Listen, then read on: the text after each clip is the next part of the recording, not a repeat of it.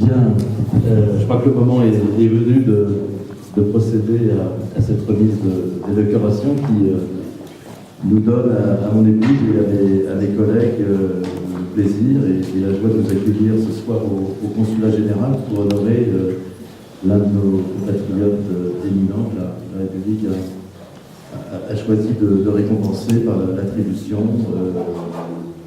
des plus hautes distinctions, la croix de chevalier de la Légion d'honneur. Et donc, c'est pour moi toujours, dans ces occasions de remise des décorations, un moment particulier où il faut allier la solennité qui sied à l'occasion, à la simplicité qui est le signe de la sincérité et de l'authenticité.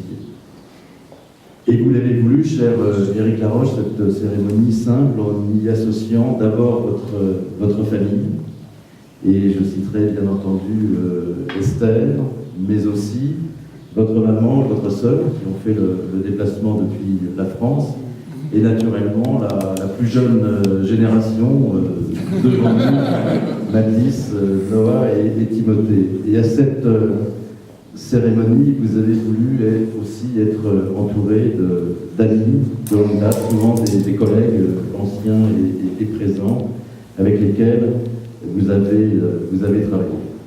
Et donc cette volonté de simplicité est, je dirais, en quelque sorte à votre image. Il me revient, et c'est un plaisir, de retracer ou d'essayer de retracer en quelques mots les différents traits de votre personnalité, de votre parcours, qui n'est pas facile parce que ce sont en réalité plusieurs vies et des engagements successifs que vous avez traversés et qui vous valent cette reconnaissance de la République.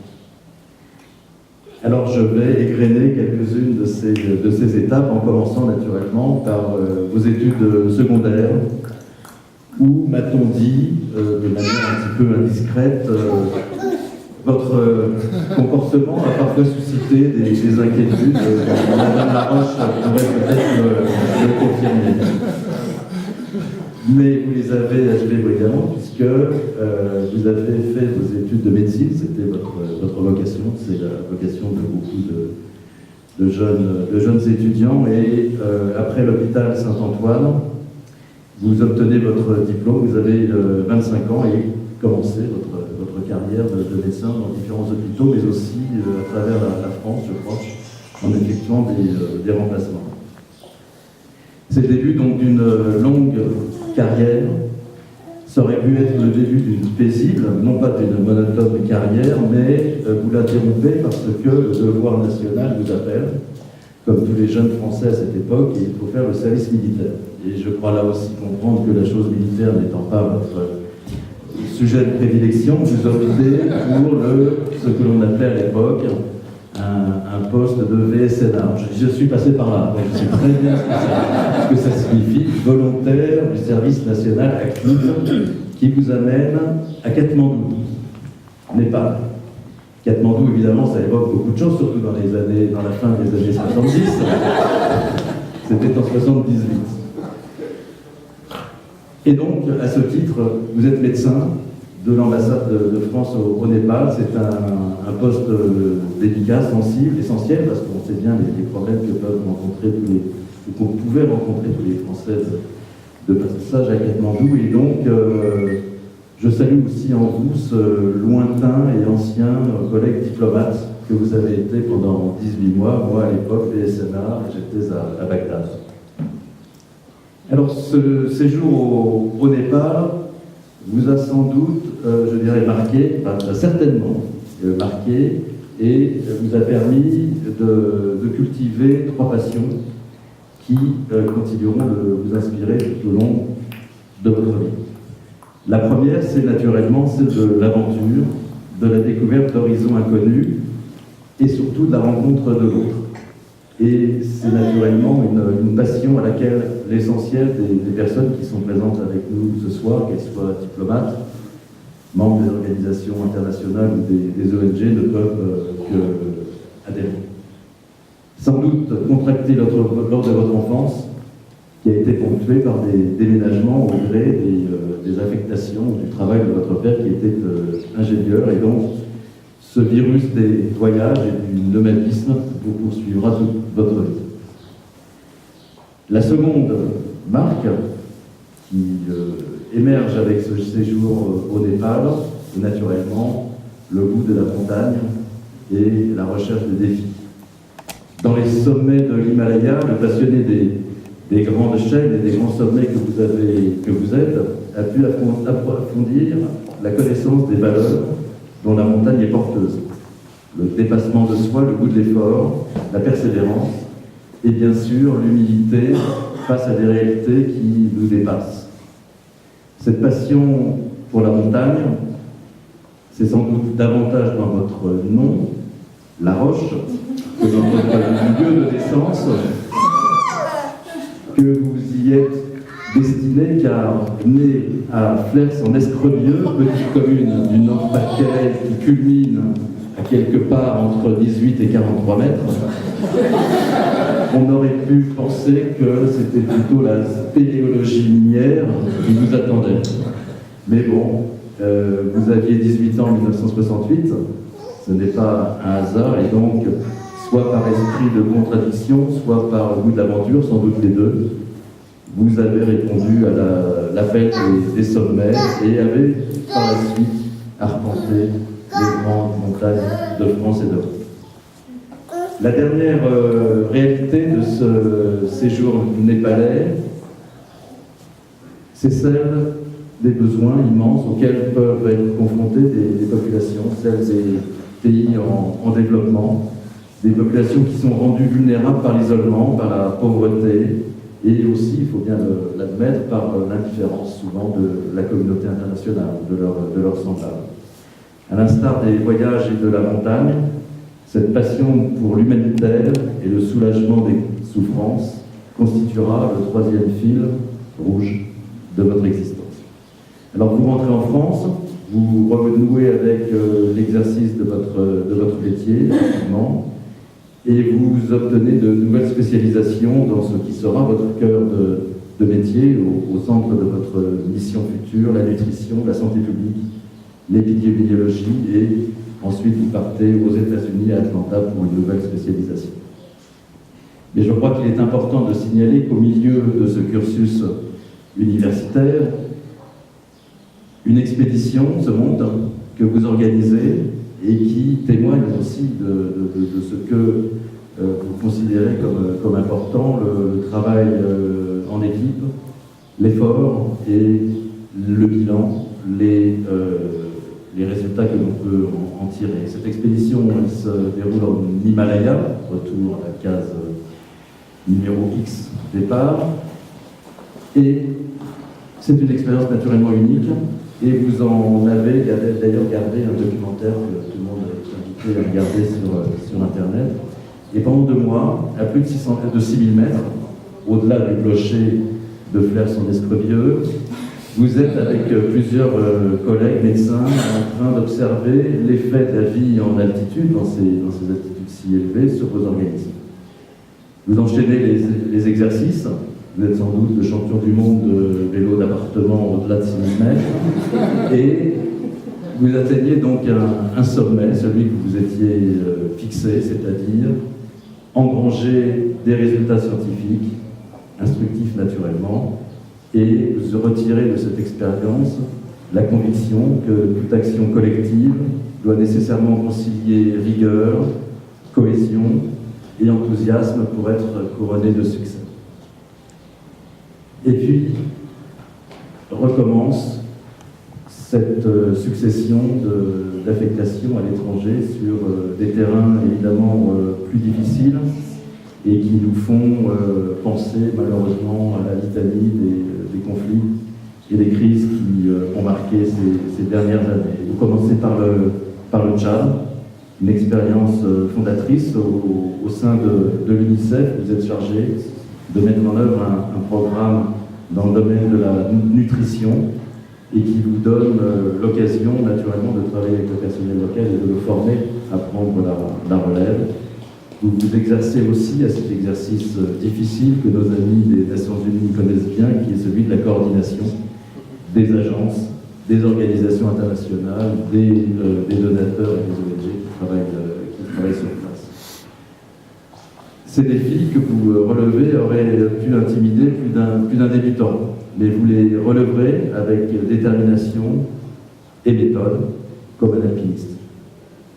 Ces premières armes convainquent votre hiérarchie de vous confier de nouvelles missions, d'abord au Tchad, puisque vous êtes chargé d'un programme national concernant la vaccination, et vous y consacrez avec une attention particulière pour les populations les plus vulnérables, c'est-à-dire les nomades. Ensuite, je le disais, une succession de théâtres de guerre, de lieux de crise. La Birmanie, toujours pour le compte de l'UNICEF. Vous faites face aux conséquences des inondations. Le Bangladesh, où vous également vous consacrez à la vaccination et où vous rencontrez une de vos collègues qui vient de nous rejoindre à Jérusalem, toujours à l'UNICEF, June ici présent. Le Congo, vous y êtes responsable régional de l'UNICEF et vous occupez des programmes d'urgence dans un contexte de guerre civile. La Côte d'Ivoire, juste après le coup d'État, avec évidemment cette responsabilité de continuer à assurer les activités et les missions de l'UNICEF dans un pays, là aussi, en crise. Et puis, l'Afghanistan, où vous êtes représentant spécial. Début 2001, nous savons bien que pour ce pays, comme pour le monde entier, c'est une année particulièrement décisive. Et en Afghanistan, vous serez conduit à défendre et expliquer les priorités de l'UNICEF à des partenaires locaux, à des interlocuteurs locaux dont on imagine naturellement qu'il n'était pas facile de dialoguer, de travailler avec eux. Et après le 11 septembre, de nouveaux défis se présentent. Les effectifs de l'UNICEF multipliés par 5, mettre en œuvre la scolarisation de plus de 2 millions d'enfants, vacciner contre la rougeole la population âgée de moins de 15 ans, et en Afghanistan, naturellement, dans la difficulté, mais j'imagine aussi dans l'exigence, j'allais dire, dans l'exaltation d'une mission qui peut être confiée à quelqu'un dans cet contexte, vous nouez des amitiés et des relations qui vont naturellement bien au-delà du travail avec quelques amis qui vous sont fidèles, et je citerai naturellement Filippo Grandi et Douglas Higgins, qui sont tous les deux avec nous également et qui peuvent témoigner de cet engagement. Après 16 ans de terrain avec l'UNICEF, vous rentrez au siège à Genève pour 4 ans. Mais les montagnes suisses devaient représenter un horizon trop limité. Vous repartez et vous êtes nommé coordinateur des Nations Unies pour la Somalie. Terrain naturellement difficile, et vous y êtes aussi le représentant résident, comme on dit en français, du PNUD. Pendant 2 ans, vous veillerez au maintien de l'aide humanitaire dans ce pays, un des plus troublés, sans doute un des plus difficiles pour vous. Guerre entre les milices, prise de Mogadiscio par les tribunaux islamiques, famine dans le sud, développement de la piraterie, prise d'otages, bref, c'est un contexte particulièrement difficile qui vous a été réservé pendant ce séjour. Après la Somalie, retour à Genève, et c'est l'OMS. C'est un transfert, comme on dit en termes de football. Et vous y êtes directeur général en charge des interventions sanitaires en cas de crise et large. Vous rencontrez James Rowley, qui est aussi avec nous ce soir, que je salue. Et je dirais que l'OMS peut bénéficier de cette expérience de terrain irremplaçable que vous avez pu lui apporter et qui vous permet depuis Genève de travailler à la réponse à des crises comme le tremblement de terre de Haïti ou à l'opération militaire israélienne à Gaza pour nous. Voilà, il était temps que vous preniez soin de votre famille, et donc l'OMS vous laisse partir en 2011. vers Esther et vers le petit Timothée qui est dans les bras de la pension de Dieu et qui est passé ailleurs. Alors, mon cher Éric, je citerai quelqu'un qui est très injuste.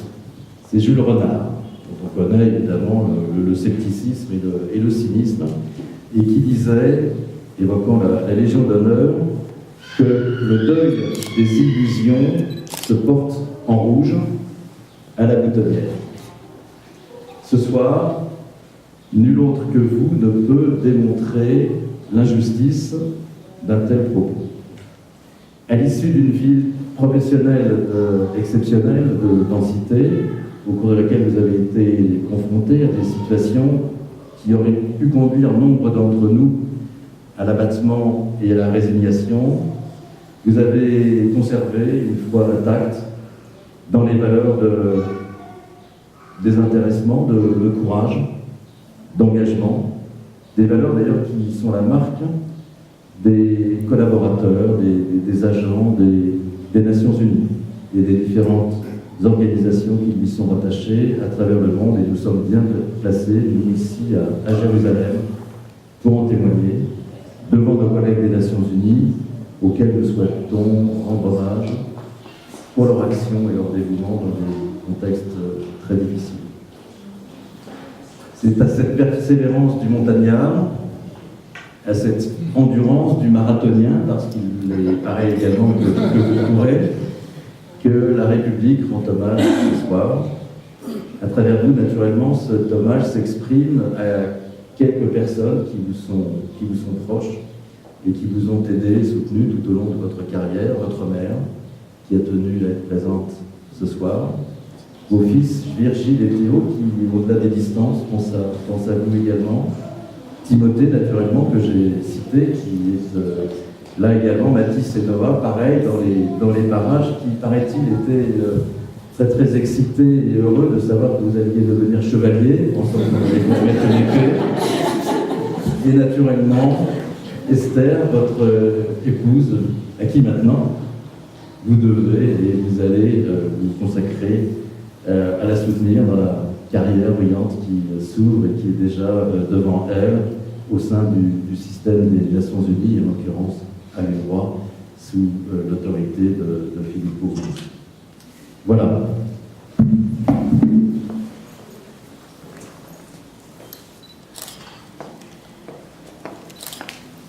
Éric Laroche, au nom du président de la République et en vertu des pouvoirs qui nous sont conférés, nous vous faisons chevalier dans l'ordre national de la Légion d'honneur.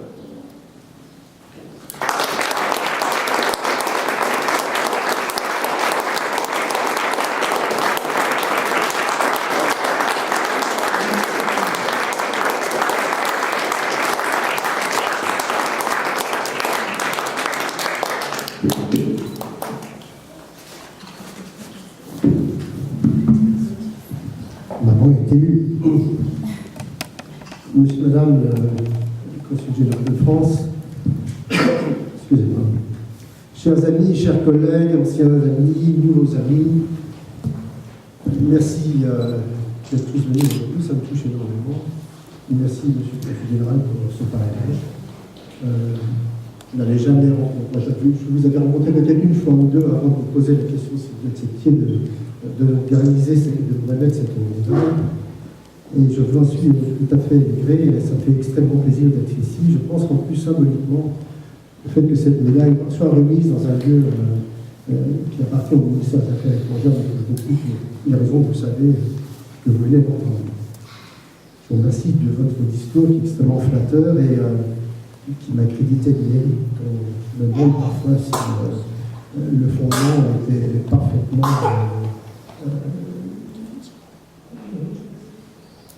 simple, dans la mesure où finalement je n'arrive toujours pas à comprendre pourquoi j'ai eu cette reconnaissance. Mais je pense que ça arrive à plus de personnes que moi, et que la première question qu'on se pose dans ces cas-là, c'est est-ce que j'ai vraiment mérité ça? Et quand on a plus de 62 ans, l'avantage c'est qu'on est beaucoup plus objectif sur ce qui les succès et les mérites qui nous appartiennent et ceux dont on bénéficie des autres. Donc, je sais exactement où je dois me situer. Et à ce sens, je vous remercie tous d'être là, parce que vous êtes aussi ceux qui m'ont fait. C'est tout à fait indéniable. Donc, je vous remercie beaucoup, tous mes anciens amis, mes nouveaux collègues. Et je suis en particulier très honoré de la présence de Filippo, avec qui on a travaillé dans des conditions extrêmement difficiles. Jules, avec qui on a travaillé depuis 20 ans. James, avec qui on a combattu pour créer les fondements de la réforme humanitaire. Et ça me touche beaucoup que vous ayez accepté de venir. Tous mes nouveaux amis sont issus soit du lycée français, soit du club de football, soit de l'ambassade du consulat. C'est assez restreint, mais finalement, on a réussi à regrouper pas mal de gens aujourd'hui. Merci maman. Merci Marie-Christine, ma soeur. Ça fait extrêmement plaisir, évidemment, que ce soit là, en dépit des vicissitudes liées à elle. Alors, je ne sais pas parler, puis je voudrais vous montrer finalement un graphe, parce que je suis trop scientifique qu'autre chose. J'ai trouvé un papier qui date de 1965, et vous avez du rouge, du orange et du vert. Et vous avez un graphe qui est là. Alors, quand je dis que je ne sais pas parler, c'est vrai. Les tests d'intelligence verbale me montrent que je suis actuellement moyen. Totalement moyen. Par contre, le test d'intelligence non verbale montre que je suis très bon. Je fais partie des 7% français qui sont excellents là-dedans. Et puis le reste, l'attention, l'efficience, l'efficacité n'est pas trop mauvais. Mais tout ça pour vous dire que je me souviens d'un bulletin de notes lorsque j'étais en primaire qui disait « Cet enfant passe son temps à regarder le plafond, il ne sait pas s'exprimer avec des mots, il ne fait que des gestes et des dessins. » Alors rassurez-vous, je continue à faire comme ça. Et quand je dis quelque chose à Esther, je prends un papier, un crayon, et c'est beaucoup plus rapide à mon avis. Le seul problème, c'est qu'il faut avoir ce qu'on appelle la literacy des dessins, et ça n'est pas donné à tout le monde. Alors, je vous montre ce graphe parce que c'est intéressant, parce que quand j'ai lu ça, j'ai revu ça, je me suis dit, finalement, c'est exactement l'opposé d'Esther.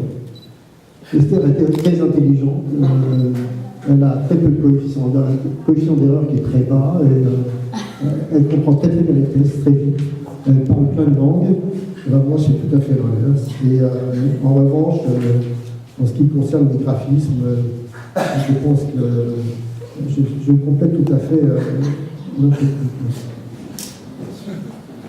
Je vais vous lire un petit peu ce dont j'ai parlé, je m'excuse, c'est peut-être un peu long.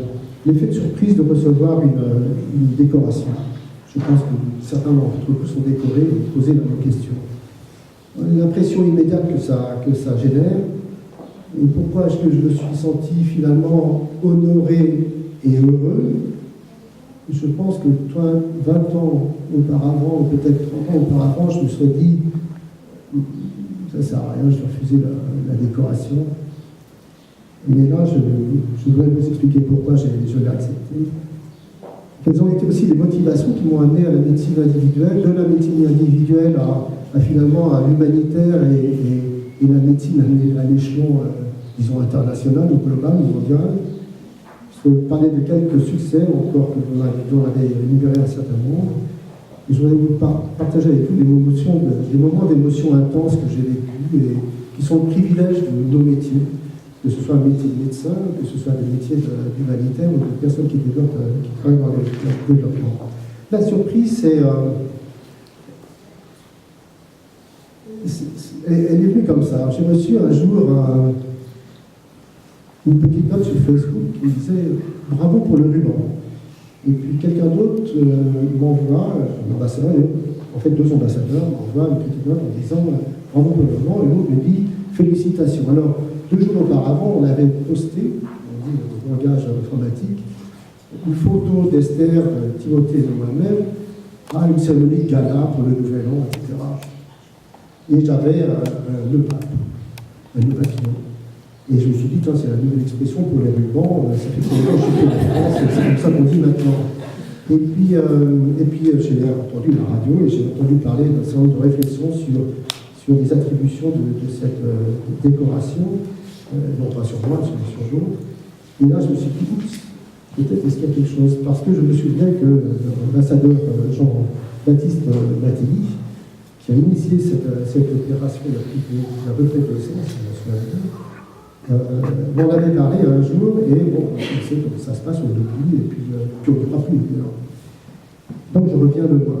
Mais je reviens de loin, non seulement à cause des 2 ans que j'ai attendu, j'ai perdu l'espoir, disons, mais aussi, surtout, je reviens de loin parce qu'en effet, j'ai redoublé mon CM2, après j'ai redoublé ma 6e, et à la fin de ma 5e, on m'a dit, vous ne pouvez pas redoubler, il faut aller voir ailleurs. En fait, quand ils ont dit, il faut aller voir ailleurs, ils m'ont dit, il faut aller scier du bois et être charpentier. Si ça avait été à Jérusalem, au moins c'était un métier qui a une certaine force. Mais là, je n'étais pas du tout à Jérusalem et je ne me voyais pas trop comme charpentier. Je pense que mes parents, comme moi, j'étais aussi assez indiscipliné. J'étais très mal inspiré. J'ai été marqué par un film essentiel dans ma vie qui était La guerre des boutons. Et j'ai donc collecté plus de 500 et 2000 boutons. Enfin, tous les boutons ne m'appartenaient pas dans le cadre du lycée français, au moment où j'habitais à ce moment-là. Et donc j'ai fait un gardement, un mauvais gardement, mais plein de vie, sans ambition particulière, mais qui essayait de passer la vie à faire des choses qui m'intéressaient et qui me challengeaient un petit peu. Donc, partout où j'allais, j'ai créé des problèmes. Ce qui est amusant, c'est que Mme Carole Bellamy, qui était la patronne du l'UNICEF, encore jusqu'à il y a peu de temps, disait où qu'il aille, et c'était vrai, où que j'aille, la guerre commençait. J'arrivais au Congo-Brazzaville, 3 mois après la guerre commence. On me met en Côte d'Ivoire, le général Kay prend le pouvoir, la guerre commence. Je pars en Afghanistan. 9 mois après, patatrac, 11 septembre, etc. Puis après, quand j'étais en Somalie, les islamistes ont pris le pouvoir de Mogadiscio. Donc, c'est vrai qu'il y a un petit peu, il y a une espèce d'aura comme ça, une malsaine qui me suit un petit peu partout. Bref, mes parents décidaient de me mettre en pension. Et c'est une pension très extrêmement sérieuse. On se levait le matin à 6h moins le quart, si je me souviens bien. On se lavait à l'eau froide. Enfin bref, vous voyez un petit peu le genre. On n'avait pas le droit de travailler, de parler dans les 2 premières heures. Une ambiance que j'ai beaucoup aimée. Et peut-être ainsi une discipline qui me correspondait tout à fait. Je trouvais que c'était le paradis. Alors, quand on vient d'une famille nombreuse comme moi, c'était un petit peu étonnant, mais j'avais vraiment l'impression d'être en pleine totale liberté. Et j'ai travaillé un peu, parce que j'ai appris en 4e à l'essai. Et à la fin de l'année, j'ai eu le prix de l'excellence de toute la division, c'est-à-dire plusieurs classes de 4e et de 3e. Et donc j'avais réussi à remonter mon niveau. Le seul problème, c'était le prix d'excellence en dessin. J'étais pas en littérature ni en langue étrangère. Et je me suis dit que finalement, j'ai réussi à passer en 3e et je me suis endormi calmement sur mes lauriers en attendant que ça se passe jusqu'au baccalauréat. Alors quelle impression ça fait d'être décoré? J'ai été décoré la première fois, on m'a remis une médaille la première fois en 1962 quand j'ai gagné des compétitions de ski à un échelon départemental. C'est pas la peine d'en parler, mais je m'en souviens quand même beaucoup. Et quand on apprend cette annonce,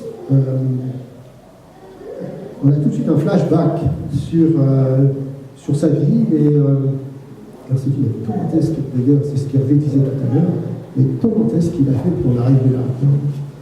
Qu'est-ce que j'ai bien pu faire qu'il fasse qu'aujourd'hui je sois reconnu par l'État français et par la nation. Et j'ai toujours dit que quand je suis devenu sous-directeur général de l'OMS, j'ai tout de suite pensé à ma mère qui a dû se dire mais qu'est-ce qui s'est passé qu'est-ce qui est là pour qu'on arrive là? Et c'était déjà eu la même question. Alors, dans la famille, on a eu des légions d'honneur à mes aïeux, aux grands-pères, etc. Mais c'était toujours à cause de la guerre, des tranchées de Verdun, etc. Mais moi, comme vous l'avez dit, je n'ai jamais touché un fusil, ni un revolver, ni pas que ce soit. Et j'ai passé mon service militaire à Katmandou. Ce n'était pas du tout une façon d'avoir une médaille à un jour. Mais on doit se rendre à l'évidence quand même que finalement, quelque part, on doit bien mériter un petit peu cette médaille. Et je pense que c'est un acte d'humilité finalement de l'accepter, parce que on a tendance peut-être à trop se déprécier, ne pas voir les qualités qu'on peut avoir, et surtout, je pensais à ma famille, première chose, je pensais à Esther, je pensais à maman, je pensais à mon père, mes frères et sœurs, et mes enfants, Virginie, Théophile, Mathis, Noah, maintenant Timothée. Et ça me donne le sentiment d'être heureux. Lorsque j'ai vu mon nom, j'ai eu un bon coup, c'est accéléré un petit peu, et donc j'avais cette espèce de sentiment de fierté. Ça peut paraître un petit peu curieux, mais c'est vrai, je pense que c'est bon d'être fier dans la vie. On n'a pas toujours l'occasion d'être fier dans la vie, il faut savoir l'apprécier. Je suis fier d'avoir cette étoile à Saint-Blanche qui fait en fait une reconnaissance de l'État et de la patrie française. Et c'est un acte, je pense, d'honnêteté et d'humilité que je considère que c'est un acte d'honnêteté et d'humilité que de vous dire ça, ça me fait du bien de partager ça avec vous. Mais je sais aussi très bien qu'une médaille, ça se partage avec les autres parce qu'on est ce que les autres nous définissent. On n'est pas que soi sur Terre. Et je pense que je serais ravi de partager ça avec la filière santé, dans laquelle j'ai travaillé toute ma vie. La communauté humanitaire, la communauté du développement ici, les personnes anonymes, que l'on nomme souvent les victimes, les populations cibles, les bénéficiaires. On dit des gens dont on ne connaît même pas les noms, avec qui on n'a même pas vécu dans des camps de réfugiés ou dans des conditions misérables, et qu'on essaie de comprendre, et qu'on essaie d'aider, et qu'il faut qu'on est là. Tout à fait conscient de ça. Et ce sont des gens qui nourrissent mon intuition initiale, à savoir c'est ce boulot que je peux faire, et c'est ce qui me va un peu. Ces gens-là ont renforcé mon engagement de jour en jour. Mais je ne sais pas, je sais que Philippot, que je connais bien, et certainement toi aussi, à chaque fois qu'on visite une école de filles en Afghanistan, on est ému à un point qui est incroyable. Et quand on voit le regard de ces filles, on se dit, mais bon sang, mais elles me regardent comme si j'étais un sauveur, un Dieu, et moi je suis rien. Et elles sont heureuses. Elles ont accès à un brin de liberté, et je trouve ça fantastique. Ça nous donne l'envie de continuer, ça nous nourrit dans notre ferveur, et ça nous rend opiniâtres, inspirés, motivés. Et c'est ça qui est bon, c'est ça qui renforce notre engagement dans ce service. C'est ça aussi qui nous fait prendre des risques. Parce qu'après tout, on pourrait très bien être assis quelque part, okay, tranquille, et ça nous motive pour aller au-delà des limites qu'on s'impose. Je veux aussi dire que j'ai cette reconnaissance grâce à Carole Bellamy, qui a été la directrice exécutive hors pair, qui a mis toute sa confiance en me mettant jeune représentant d'UNICEF dans des pays difficiles. Et Margaret Chan, qui aussi, je dois avouer, après 45 minutes de discussion, m'a choisi comme son assistant à l'OMS. Je vous avais dit que je me demandais comment est-ce que j'en étais arrivé là, et je vais peut-être dire des choses qui sont peut-être très sensibles, intimes, mais je pense que le rôle de ma famille a été essentiel. Je viens d'une famille de 8 enfants. Maman a fait, sur ces 8 enfants, elle a fait 7 enfants en 9 ans, il faut quand même le faire. Et alors qu'on a déménagé, je crois, 18 fois en 18 ans, une histoire comme ça, donc il faut aussi le faire. Et ça nous a rendus tous très solidaires. On vivait en meute, dans une ambiance extrêmement vivante, joyeuse, parfois très mouvementée, qui regorgeait d'énergie, parfois une énergie très turbulente, et une ambiance extrêmement tolérante. Et je pense que l'amour et l'affection des parents, affection constante, la perception de l'amour et de l'affection de ses parents dans la durée, je pense que c'est ça qui construit et qui forme, c'est ça qui donne la force et la certitude, peut-être éphémère parfois, mais la certitude de ses convictions et la volonté d'aller de l'avant. Et c'est aussi le fait que j'en sois arrivé là, c'est aussi le fruit d'une série de rencontres que je voulais peut-être partager avec vous. Par exemple, le docteur Récamier, qui était de la Croix-Rouge et qui a créé un des créateurs des BSF, que j'ai rencontré au moment du Biafra, en 67, et qui m'a donné envie de prendre ma guitare et d'aller dans la rue pour faire du fundraising, pour faire de la levée de fonds. Donc j'ai récolté à peu près l'équivalent de $20. Et une fois j'ai eu mes $20, je ne savais vraiment pas quoi faire, donc j'ai été au Secours populaire français parce que la porte était à côté et je donnais mes $20. J'ai réussi à passer sur les radios locales, je ne sais pas comment j'ai fait, à 17 ans, et j'ai parlé du Biafra, et puis je ne savais même pas ce qui se passait au Biafra, je savais simplement qu'il y avait la guerre et que je jouais de la guitare. Ensuite j'ai rencontré l'abbé Pierre, et là ça a été un peu par hasard d'ailleurs, et ça a été un tournant, vraiment dans ma vie, parce que je pensais que ce qui était plus important en tant que médecin, c'est d'avoir de l'eau, du pain, et puis un toit, donc des amis, la salivation et tout. Il m'a dit, tant qu'il y a l'honneur, tant qu'il y a la dignité, ce sont des valeurs finalement des droits de l'homme et qui ne sont pas des droits sociaux, on ne meurt pas. Le jour où on perd ça, on meurt. Je pense que ça, c'était très important parce que finalement, ces personnes, l'abbé Pierre était quelqu'un qui en France était extrêmement connu parce qu'il s'est occupé des pauvres toute sa vie. Et ça m'amène à la reconnaissance parce que je pense que